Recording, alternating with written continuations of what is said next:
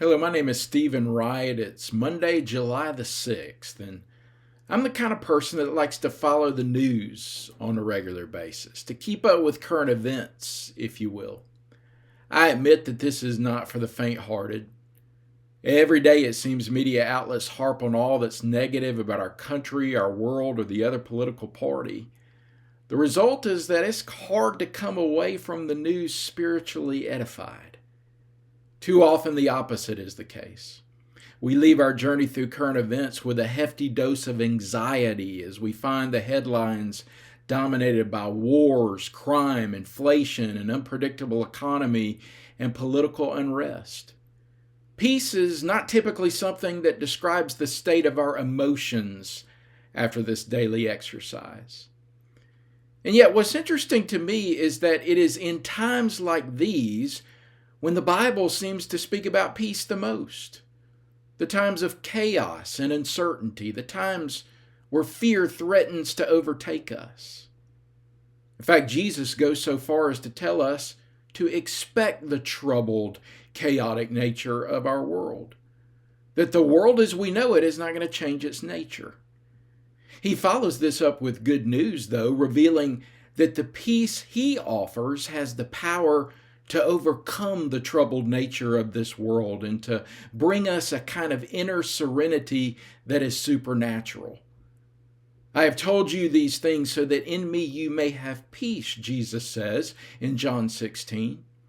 In this world you will have trouble, but take heart. I have overcome the world. Perhaps this is best illustrated in Mark chapter 4. Jesus has spent the day teaching countless crowds of people. He's obviously tired and exhausted, and because evening is going to arrive soon, he instructs his disciples to get into the boat and start their journey to another region. And because he is so fatigued, he falls asleep in the boat. He's out like a light. I mean, that's what people who are tired do. They fall asleep, and they fall asleep quickly. Well, the disciples keep sailing and Jesus keeps sleeping when verse 37 tells us that a furious squall arises, which is a violent sea storm, causing the waves of the sea to begin breaking over the boat so that the boat is nearly overtaken and submerged completely. It's safe to say that the disciples are terrified at this point, that they are horrified, that they are fearing for their lives and their futures. And yet, in the midst of these catastrophic events, Jesus is still asleep, the Bible tells us, undisturbed by the chaos around him. In agony, the disciples wake him and ask, "Teacher, don't you care if we drown?" I mean, here he is sleeping while they are about to die. It gets his attention for sure. And that's when Jesus gets up, rebukes the wind and the rain, and says, "Peace, be still." Immediately the wind dies down and it is completely calm, the Bible tells us. Perhaps the most intriguing aspect of this account being Jesus' question afterwards as he looks at the disciples and asks, "Why are you so afraid? Do you still have no faith?" The disciples are frozen in silence in response, awed at Jesus' authority over the storm. Well, storms like these can come our way in life as well. They may not be literal storms, but they are storms nevertheless. And they can carry with them as much terror and fear. We have all likely had our share of such storms, and we have likely discovered that God doesn't necessarily take away these storms we face like he does with the disciples in this account. The storm doesn't instantly vanish. It doesn't immediately go away like it does for the disciples here. And yet what we have also discovered in the midst of these storms is that God grants us a special peace to move through them.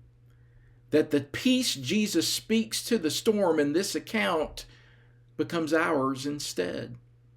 And this peace, along with God's strength, guides us step by step through the storm until its winds are no more. Jesus is always with us during our storms.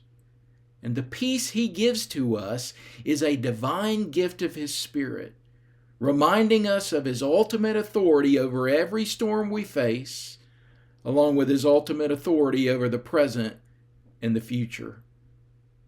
While it might appear that our storm is winning, God's promise to us is that the storm will ultimately lose its power, that there will come a day when its destructive nature threatens us no more. This ultimate calming may take place in this life, or it may take place in the next, yet either way, the storm is calmed. It loses its power completely, and either way, it is never able to defeat the inner calm, the inner peace that can be ours through the storm, because Jesus is in the boat of our lives. And if you know him personally, he is in your boat to stay. Will you allow his inner calm, his inner peace to be yours today?